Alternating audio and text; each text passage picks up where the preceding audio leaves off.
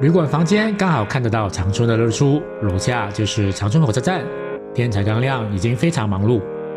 载人或是载货的火车不断进站出站。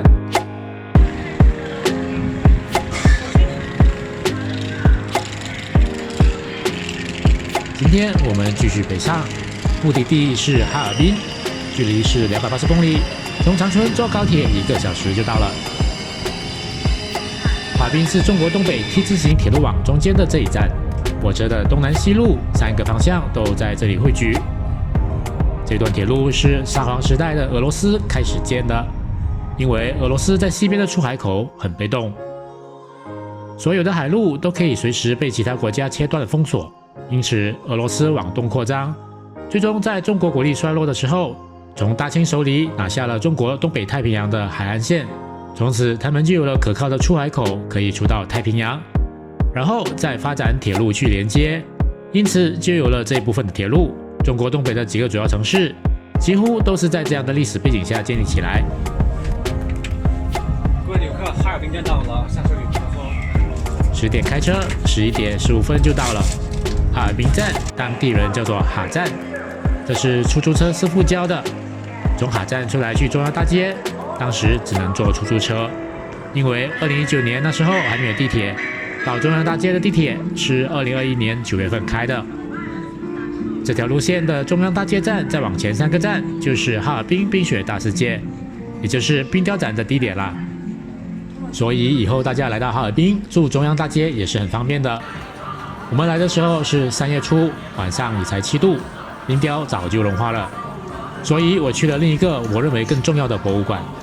那是侵华日军第731部队罪证陈列馆。731部队是日本皇军麾下用病毒、细菌还有化学武器作战的部队。不知道为什么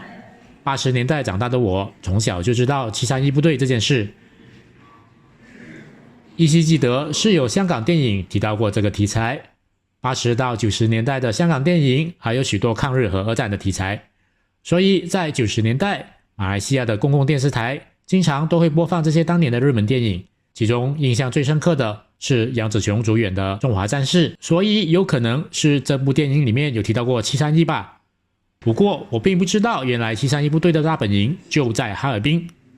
现在在大本营遗址上建了这座罪证陈列馆，所以我立刻决定过来看一眼。来了我才明白这整件事的来龙去脉，从头到尾到底有多么恶劣。731部队把占领区抓来的韩国人、俄罗斯人、中国人拿去感染病毒、细菌或者化学武器，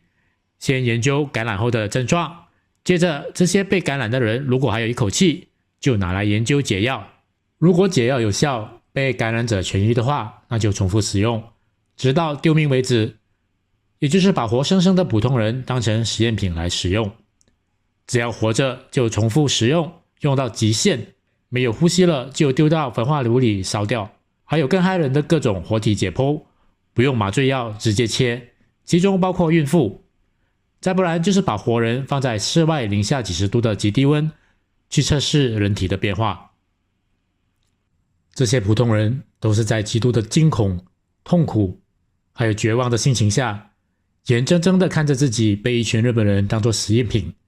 被切割、注射、吸入毒气，然后在极度的恐怖和痛苦中，看着自己的皮肤和身体在逐渐腐烂败坏。数千人就这样经历长时间的极端痛苦之后，心脏才终于停止跳动。这是正常人无法想象的残忍。当年发生的事，除了从苏联和中国抓到的少数日本军官口中吐露以外，还有不少都是当年731部队里的日本中低级士兵后来出书描述的，也加上各种后来从哈尔滨民间逐渐收集到的目击者证实等等。罪证馆里陈列的调查报告很严谨，都是有根有据，甚至还有不少日本和美国官方的文件证明731部队在哈尔滨这里干的事，可以说是整个二战中最恶劣的反人类行为，应该是超越纳粹的 Auschwitz 犹太人集中营。毕竟纳粹集中营并没有用人体去做各种残忍的试验，不过这整件事却半点没有 Auschwitz 一样闻名天下。大多数西方人都知道 Auschwitz， 但是如果你问他有没有听说过哈尔滨的731营地？他们绝大部分都不会知道，更不会知道世界上会有个比 Auschwitz 更恐怖的地方。为什么呢？因为这整件事都是被美国刻意掩盖的。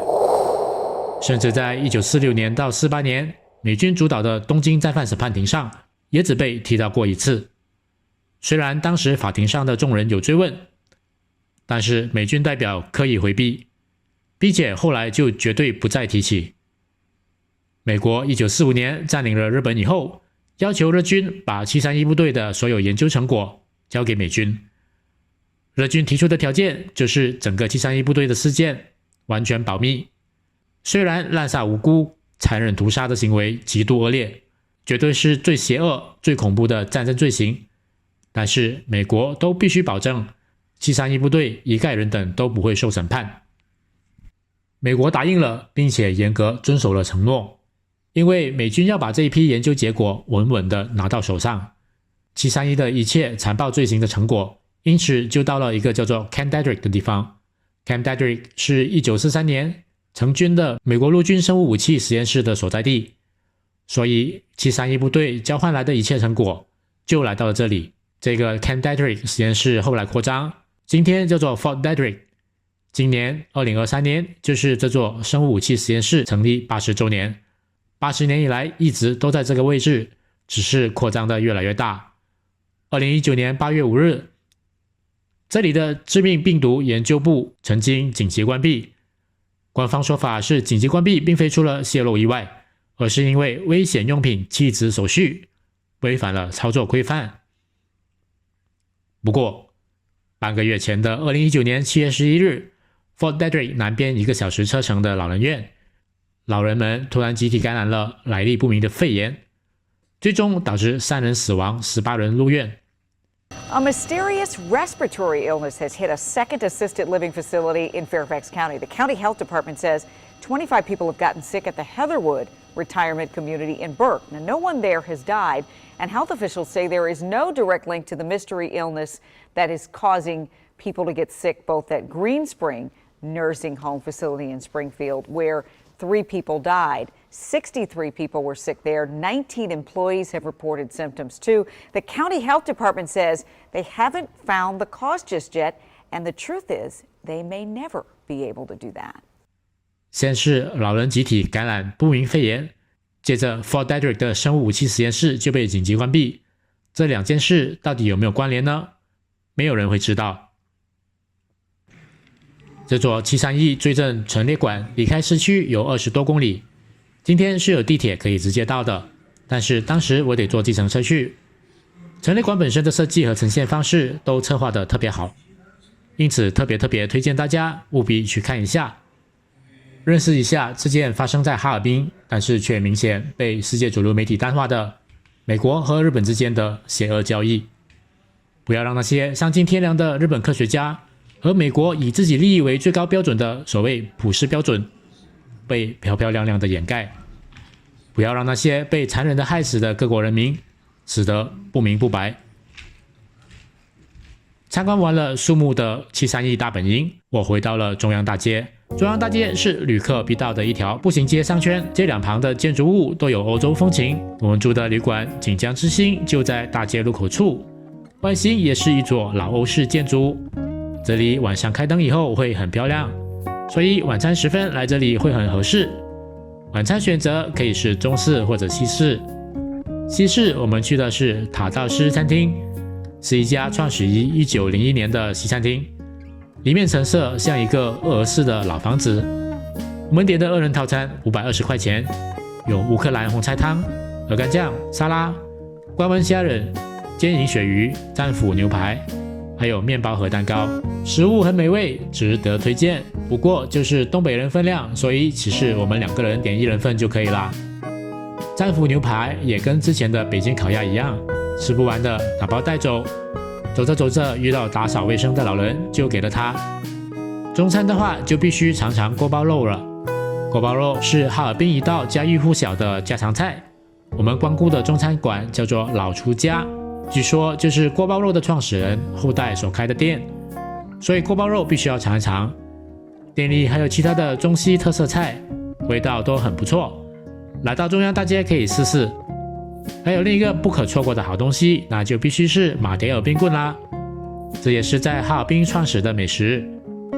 在零下10几度甚至几十度的地方买冰淇淋来吃，确实是非常有趣的体验。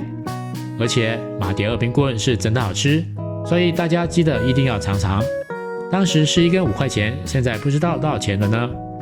反正越冷越要记得吃。另一个哈尔滨美食汇聚一堂的地方就在圣苏菲亚大教堂的对面，叫做道里菜市场，里面就是一个菜市场，有好多好吃的，尤其是里面的肉制品，肉肠、烤肉、烤鸡、烟熏鱼等等各种各样，看得我口水直流，还嫌弃自己的胃口怎么这么小。肉肠是必须买的，因为也是哈尔滨的名产。另外一个不小心还买了这一块猪肉，我也忘了有多重，目测应该是有1公斤，实在是买多了。而且这猪大部分都是肥油，必须炒热了才好吃。最后不得不提这个哈泰丰炸鸡，在道里菜市场建筑的外面，天桥底角落的一家不起眼的小炸鸡店，做的皮脆肉嫩，大家来到道里菜市场可以找找看。好吧，这一期就说到这里，感谢你的收看，希望这一集的内容对你的旅行规划有帮助。我们下一期再继续聊吧。